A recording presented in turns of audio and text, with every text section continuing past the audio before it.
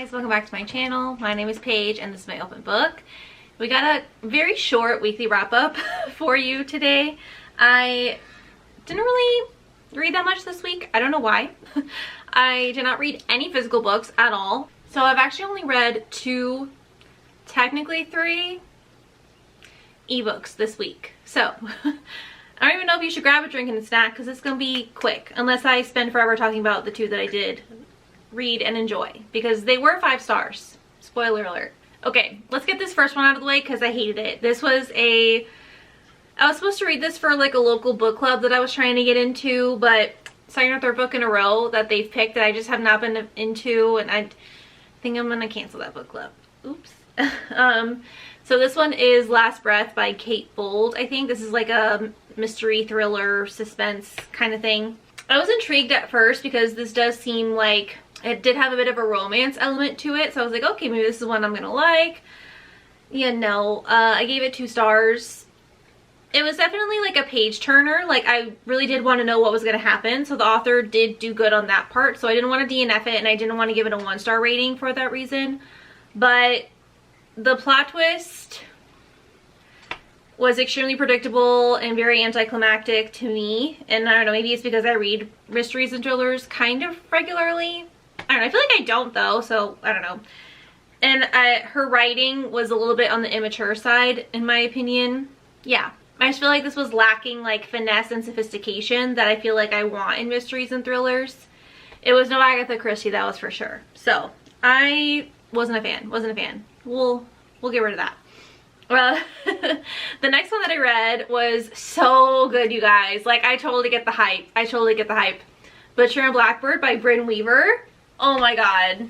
This is like both of my personalities put together. I do like a lot of dark things, right? Like, I love watching a good serial killer documentary. I love Criminal Minds, right? I love dark romance, okay? But there's also a part of me that loves watching cheesy rom-coms and likes watching really lame comedies. And I feel like this married both of those things into one book so well. Like, I really don't know how she did it, honestly. I really don't. But yeah, for the premise of this one is that both of the main characters are serial killers. They obviously know about each other. They're the kind of serial killers that kill. It could be killers or rapists, or it could be just like really terrible people who do terrible things to good people. So they're kind of like the avengeful hero kind of serial killers. I mean, they're not the best morally because you're still not supposed to kill people, but I mean, it's a romance book. Are we really that surprised? So they end up crossing paths and they find out who each other are. Like, oh, you're that serial killer? Yeah, and you're that serial killer? Okay. And they kind of develop a friendship. So this is like a friends to lovers, which you guys know I love. This is like a very dark, twisted version of November 9th, the book that I read recently by Colleen Hoover. So they basically agree like once a year they meet up and go after the same target. But the way they do it is they have like an unbiased party text them just a city. And they go stay in that city and they have to figure out, first of all, who the target is. And then they have to find a way to kill that person without getting caught. And it's like a game or like a contest. So whoever does it first wins. I don't think they do prizes really. It's more like bragging rights than anything else. So the only difference between this and November 9th though is that they do still text and call and, you know, communicate with each other throughout the year in between. So they really do develop a friendship because obviously what they do is very unconventional. Like, this is not the norm to be a serial killer, to try and like work against evil. Like, that's not a normal thing that people do. But these two both do it, so they both really understand that part of their personality. So it's like nice for them to have somebody else they can really bond with. So obviously that's how it starts, but then over time, we know how it goes. They develop feelings for each other and it's just great. There's really good like angst and tension because they obviously don't want to ruin the friendship, but it's also like, is this crazy that we are doing this? Like, you know, I think there's definitely like the ethical dilemma that they go through because of the lives that they lead. And it's just really interesting. I loved this dynamic, and their banter was so good. The humor in this is just amazing. Like, there are some parts that are on the little like gory side that were like a little gross to read, but the author just did it really well. Like, it definitely doesn't make you, well, there are parts that make you feel uncomfortable because they're supposed to, but I feel like the overall theme is still very positive of the book. So I really enjoyed it. I honestly couldn't ask for anything more. Like, I had to give it a 5-star because it was literally perfect. It was really perfect. The way that they love each other, the friendship, the romance, the side characters, the plot, like, it was just so good. It was so good. And there's also like a suspenseful elements going on throughout, because obviously they're trying to catch people and, like, you know, not get caught. So there's like action. Yeah, like, what more could you ask for? Like, come on. Brynn Weaver knew what she was doing. She delivered on everything that we could ever ask for. So I'm excited. This is the first in a series too, so I'm curious to see how this develops, because I don't think anyone else in their circle is a serial killer. So I'm interested to see how that pans out. Like, will the other ones be as good because it doesn't have the serial killer element to it? I don't know. So we'll see. I'm excited. Yeah, 5 stars. If you've been seeing this book and think it's overhyped, I promise it's not. I promise it's worth it. You have to, especially if you have like dark humor. Like, it's just hilarious. It was just hilarious.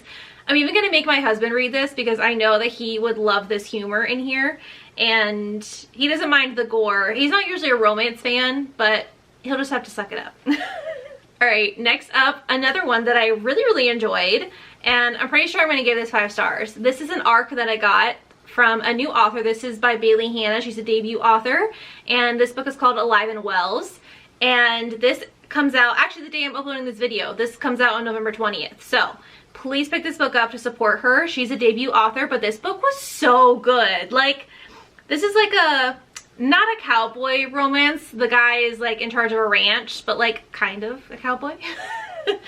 And it's like small town, city girl, country boy, like, you guys, Elsie Silver who? Lila Sage who? Like, Bailey Hannah, she did that.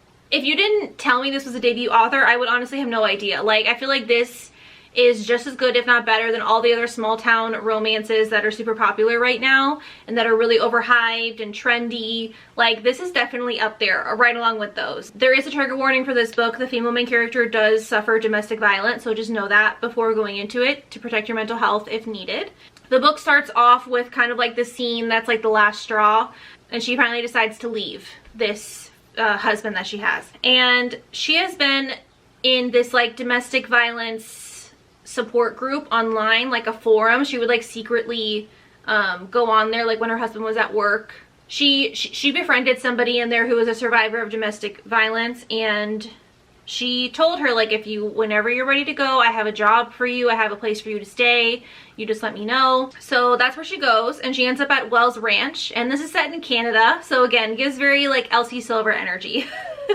She knows nothing about the job, she knows nothing about what she's signing up for, she just knows that she has to get out, so she just drives and goes.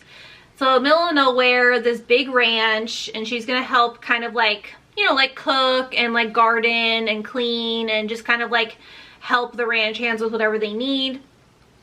It's one of those ranches where it's like this huge operation, and all of the ranch hands live on site, like Yellowstone. Kind of like that. So obviously he doesn't know her backstory. He just thinks this is some random city girl that got hired to work on his ranch. He is not about it. Like, he has some history with a similar situation, like a city girl that came and they, you know, they were dating, but then she left him. So he's very wary of letting people in because he doesn't believe that people will stay. He definitely recognizes that most girls are just gonna, like, you know, get roped up into like the hype of living on a farm and like, oh my god, it's so cute, but most people can't handle it because farm life is rough. You know, like real ranching, like long hours in the heat, not really a lot of amenities to look forward to. So I thought it was very interesting because I'm someone who I used to live in the city and then now I live in like a smaller town. So I always love books where a character has to learn what it's really like living in a small town. Like, yes, there's that like country charm, right? Like that is still there, and you do get like the peaceful nature atmosphere, but there's also a lot of hard things about living in a small town that I love when the city people discover it, because I've been there. I get it. So I can really relate to the main character in this for that reason. And we all also love the tortured hero who has like a tragic backstory, and you have to like learn why he is the way he is. Like, he's grumpy, she's sunshine. Like, I was eating it up. I was eating it up. It was so good. The spicy scenes were top tier. Like I said, I can't believe this is a debut author, because I feel like that's always the part that debut authors get really bad is the sex scenes or the steamy moments or the dirty talk. It usually comes off kind of like over the top or like cringy. But honestly, she did so well. I'm very impressed. I'm very impressed. If you want to check out a new author and you're in your small town romance era, like I'm sure a lot of us are lately, then you need to read this right now, today, because it just came out. So you got to do it. I think we all want a not cowboy in our lives who gives like touch her and you die energy. I'm just saying, if you don't see the appeal, you're lying. Alright guys, that's going to be it for my very short weekly wrap up this week. I'm sorry I don't have more to share with you, but maybe that means next week will be a heavy hitter. We'll see. Fingers crossed. Fingers crossed. I do have a book haul coming up. I did finally buy some books. So book haul will be up on Friday. So I feel like because I bought all those books, I'm definitely going to be wanting to read physical books now, because I've definitely been going really hard on my Kindle. So I need to read some of these physical books that I'm buying, because I don't want to waste my money.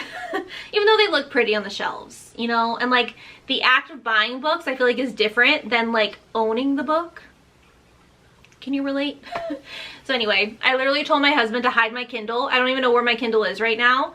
So that will motivate me to read more physical books. So stay tuned to see what I read next week. Give this video a like, leave a comment down below telling me a book that you read this week, and hit the subscribe button so you don't miss my future videos, and I'll see you next time. Bye.